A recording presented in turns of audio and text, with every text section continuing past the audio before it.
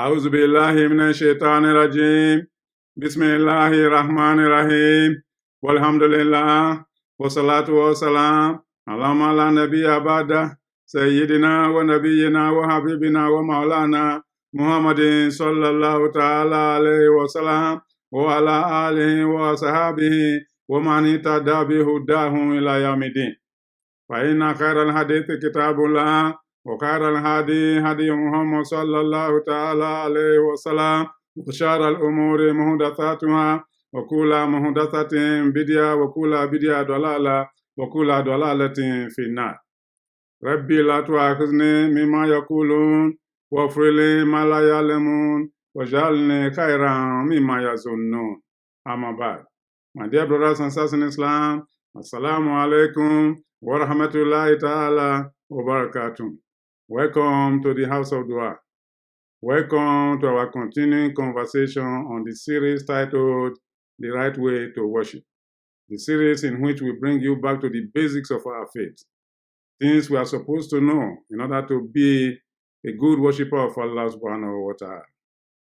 Sometimes we neglect these things, but it's important for us to know them if we want to be on a solid foundation of worship.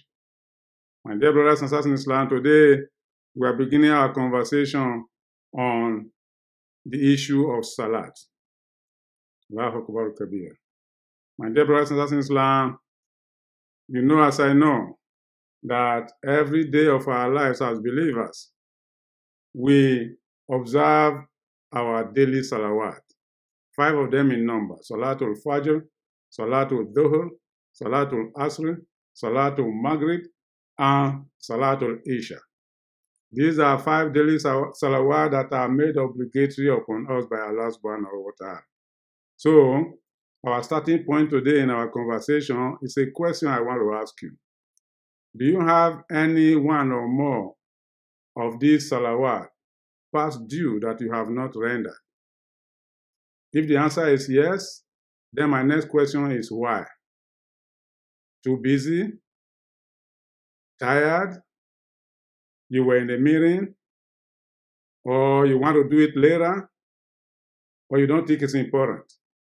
My dear brothers and sisters in Islam, none of these reasons is acceptable for us to miss any of the daily salawat. None of these reasons is acceptable. It is a great sin for us to allow the salat to become due and to allow it to pass without we observing that salat. According to the hadith of Rasulullah sallallahu ta'ala alayhi wa sallam, the difference between a believer and a non-believer is salat.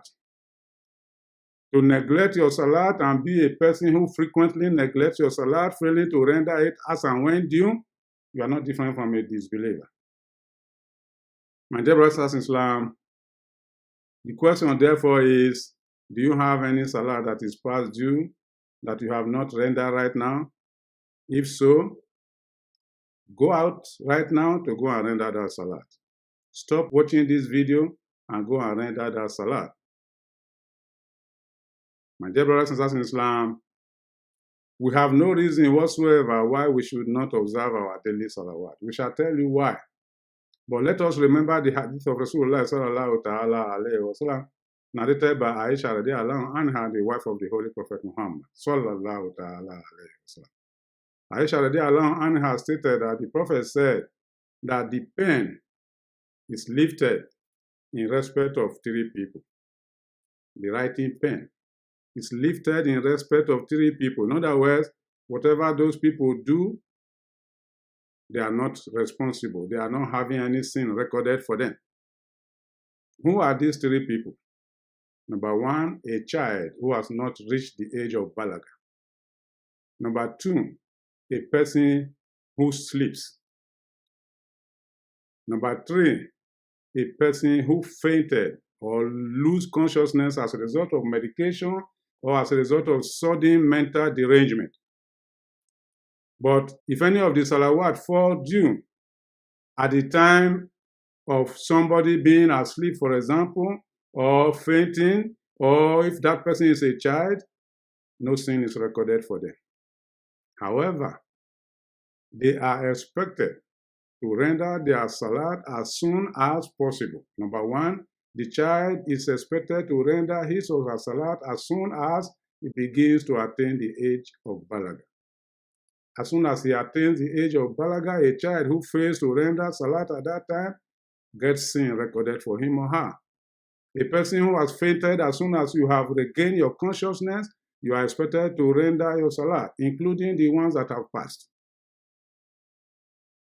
So also, a person who was asleep, as soon as you wake up, you are expected to render your salat, including the one that you missed while you were asleep. My dear brothers and sisters in Islam, there is no reason, therefore, other than these three conditions in which we can miss our salawat. Allah subhanahu wa ta'ala is so gracious enough that He stated, Hafizu ala salawat wa salatul wusta wa kumu lillahi qanitin. Observe your salat as and when due, especially the middle salat. And when you are observing that salat, make sure you stand up properly and discharge it in a very calm and concentrated manner. But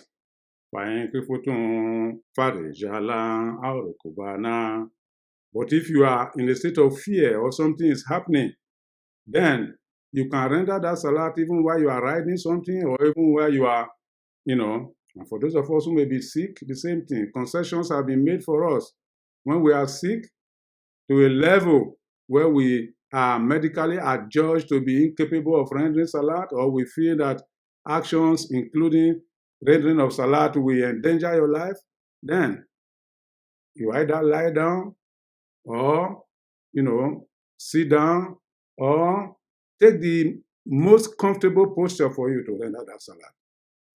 So if you look at it from all these angles, my dear brothers and sisters in Islam, apart from the general exceptions that are made, for example, our sisters that are not pure, we have no reason why we should not render our salawat.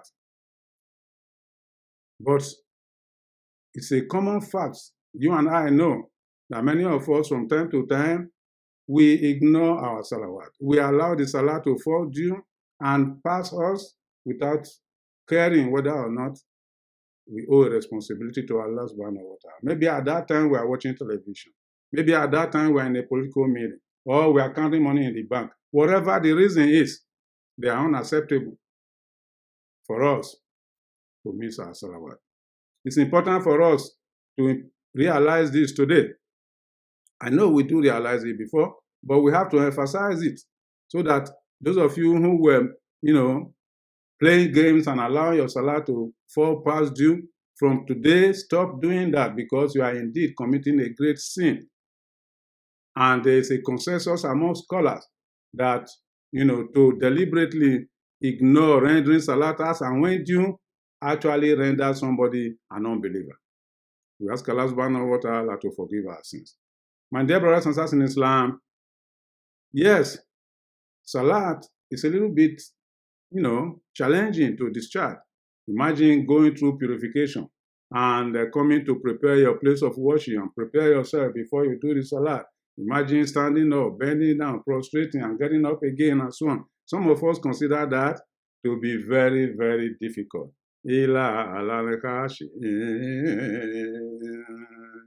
Only those who fear Allah consider that to be very easy. My dear brothers and sisters in Islam, I want you to fall in that last category, those who fear Allah subhanahu wa ta'ala. Make salawat attractive to you. Don't make it a source of discomfort for you. My dear brothers and sisters in Islam, unfortunately, many of us look at it from that angle. But here is the question. Do you think that attaining that which is good is ever simple? No. Do you think that to become a celebrity in society is simple? No. So, you cannot get it simple to become a celebrity on the day of accountability when others are suffering and they single you out and say, you know what, Jannah is for you. My dear brothers and sisters in Islam, that's why it's so important that we must take our daily salawat very, very seriously.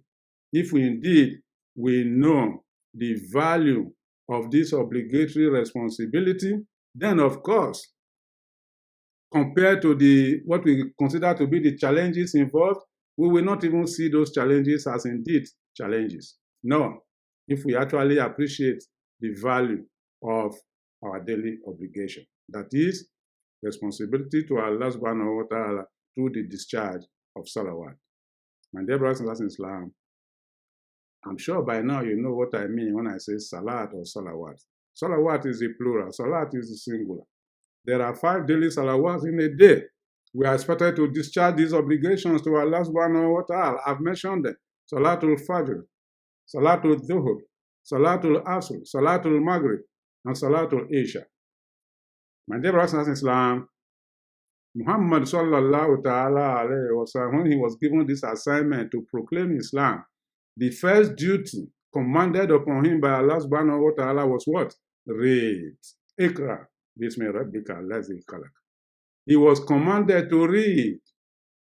And you know what happened thereafter. But when it comes to the issue of worship, the first act of worship commanded upon the Holy Prophet Muhammad sallallahu ta'ala alayhi wa sallam is salat. Worshipping of Allah through engaging in a set of activities that involve the use of the entire body parts, in which you rise and bow and prostrate and rise again.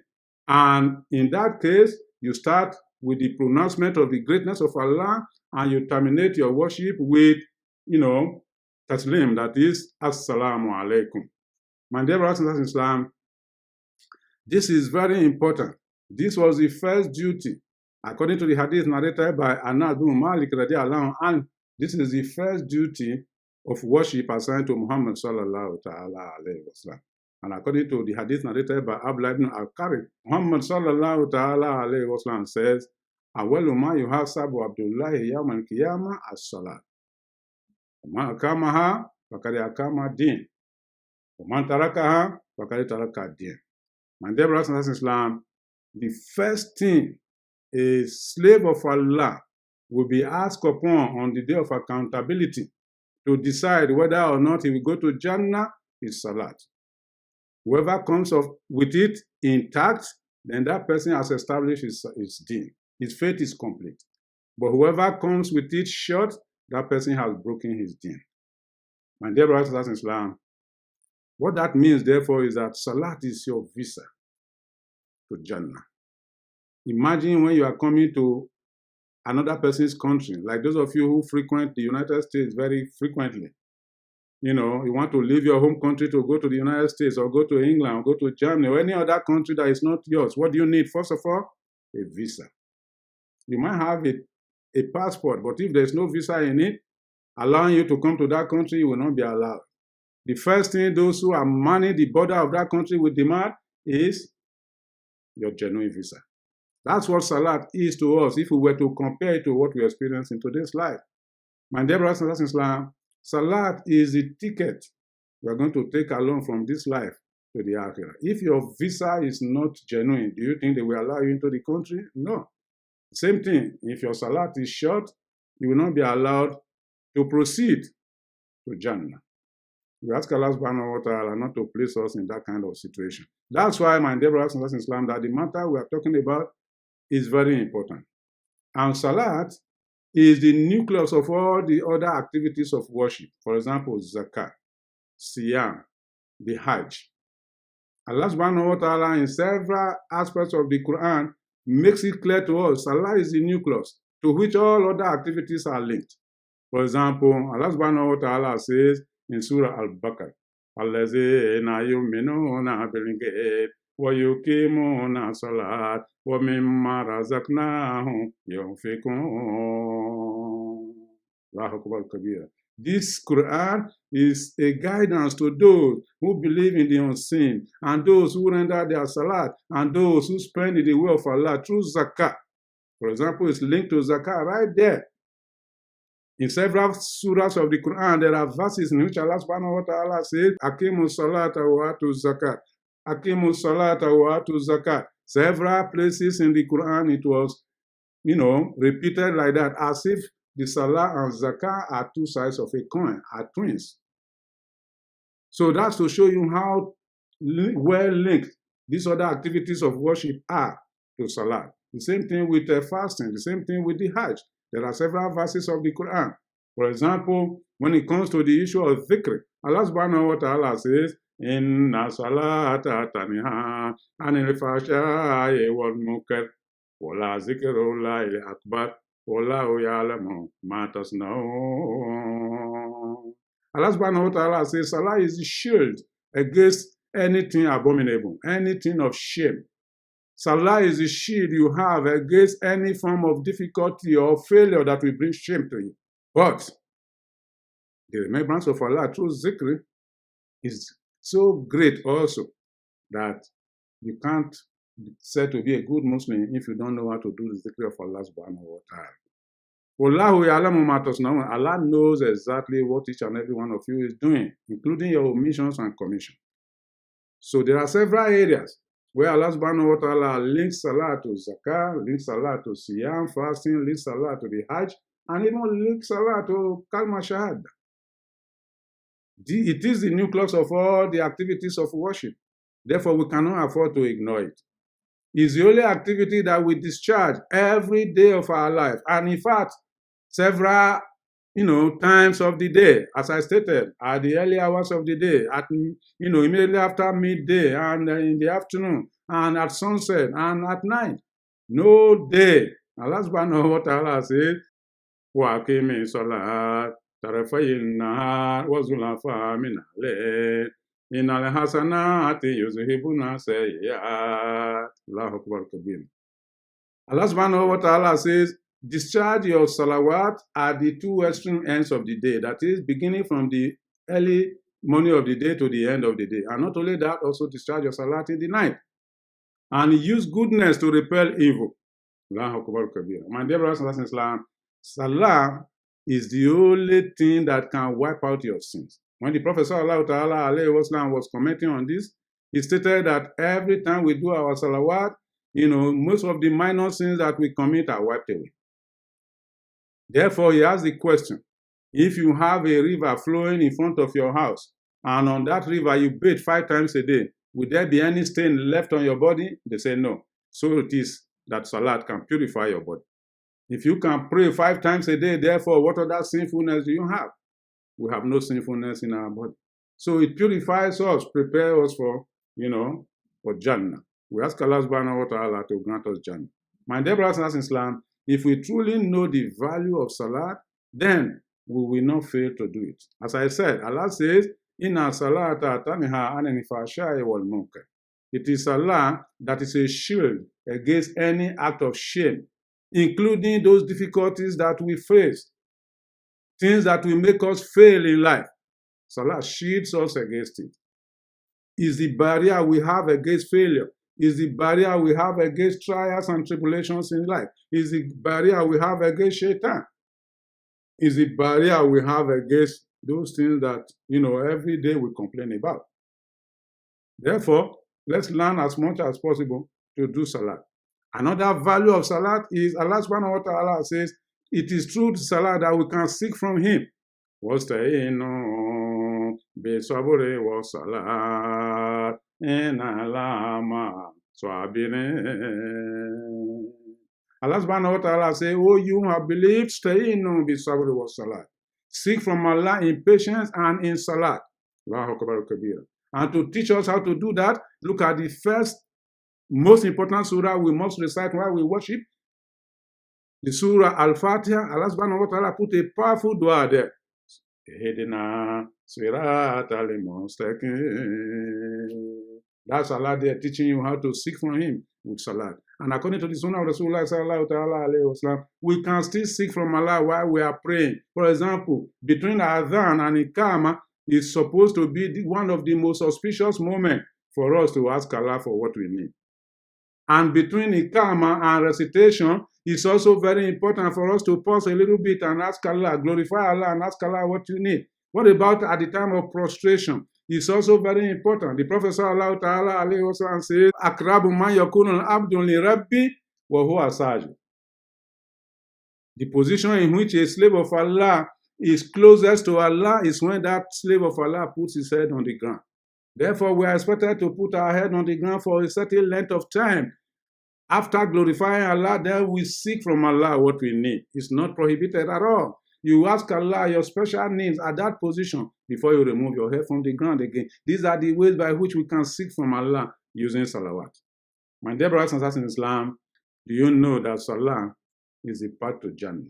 As I've already stated, Allah subhanahu wa ta'ala says, Allazina yu'minuna bil ghaib wa yuqimuna salat wa mimma razaqnahum yunfiqun.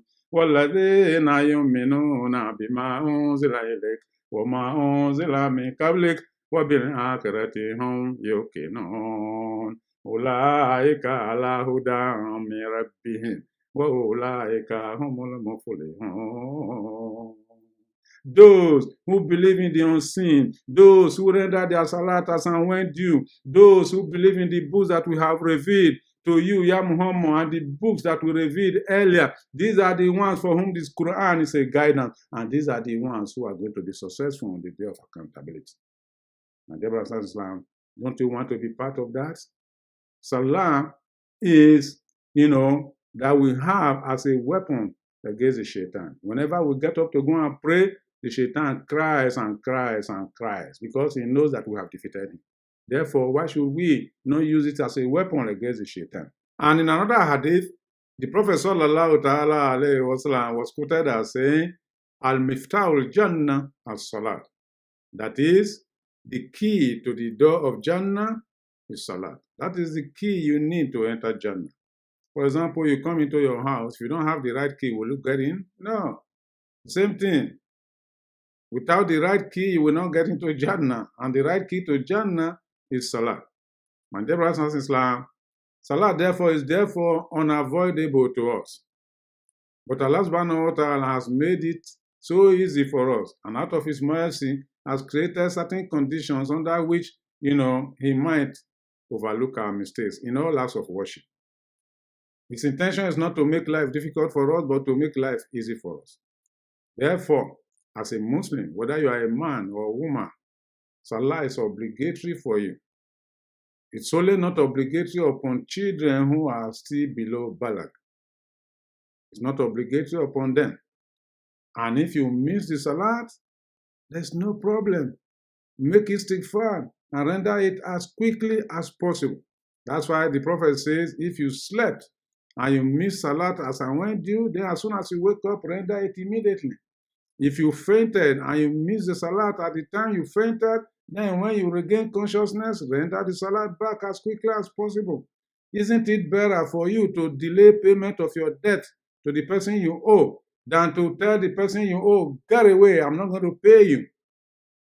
Or to assume that the person does not remember that you owe him or her. No, let's not pretend. Let's not deceive ourselves, thinking that we are deceiving Allah. يُخَادِعُونَ اللَّهَ وَالَّذِينَ آمَنُوا وَمَا يَخْدَعُونَ إِلَّا أَنفُسَهُمْ وَمَا يَشْعُرُونَ. The hypocrites deceive themselves. They think they are deceiving Allah, deceiving those who believe. Indeed, they are deceiving themselves. Let's not be like them, my dear brothers and sisters in Islam. If we truly need Jannah, I know to myself that that's what I need, and I know that's what you need. If we are sincere to ourselves, let's render the Salat as and when due. And if we have any reason not to have done so, then we owe an apology to Allah subhanahu wa ta'ala and quickly render it to feed that. So for us to spend the whole day, as many of us do, go to work, come home, sleep, and the following day you run to work, you are not afraid to miss your work, but you are afraid to miss Salah. Is that fair? So the same thing, consider the favors that Allah subhanahu wa ta'ala has done for all of us. Can you afford not to breathe for a second? That's a favor from Allah. Can you afford not to wake up when it's time to wake up? That's a favor from Allah. What about you, my sister, who is pregnant and you are in labor? Can you afford not to deliver? No. You need the favor of Allah to deliver. Can you waste time in respect of all those conditions? The answer is no. Why are we wasting time when it comes to giving back to Allah subhanahu wa ta'ala? Allah subhanahu wa ta'ala says, He is the one who has created us.